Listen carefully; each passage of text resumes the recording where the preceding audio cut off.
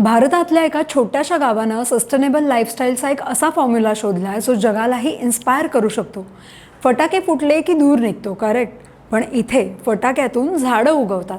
मध्य प्रदेशमधल्या पारडसिंगा विलेज या छोट्याशा गावाची सध्या देशभर चर्चा सुरू आहे, कारण हे गाव फक्त शेती करत नाही तर निसर्गासोबत जगण्याची एक नवीन पद्धत शिकवत आहे.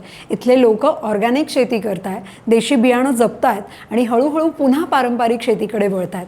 सगळ्यात खास गोष्ट म्हणजे इथले फटाके ते खूप वेगळे आहेत. त्यात बारूद नसतंच, म्हणजे त्याऐवजी त्यात वेगवेगळ्या झाडांच्या बिया भरलेल्या असतात. म्हणजे फटाका फुटल्यानंतर प्रदूषण नाही तर उलट निसर्गात नवीन लाईफ ॲड ऑन होतं. त्यानंतर इथल्या राख्या सुद्धा खास आहेत. या राख्या वापरल्यानंतर जर मातीमध्ये लावल्या तर त्यातून थेट रोप उगवतं. आणि हो, या गावात देशी बियाण्यांपासून कपडे, जाम, लोणची, पेपर, ज्वेलरी, आयुर्वेदिक औषधं देखील तयार केली जातात.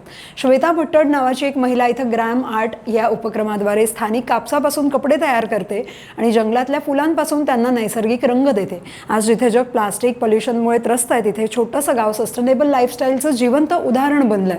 खरंच विकास म्हणजे फक्त मोठमोठ्या इमारती नसतात, कधी कधी मातीशी जोडलेलं साधं आयुष्यही जगाला दिशा देऊन जातं. काय वाटतं तुम्हाला? कमेंटमध्ये नक्की सांगा आणि अशाच अपडेटसाठी पाहत राहा लगावबत्ती.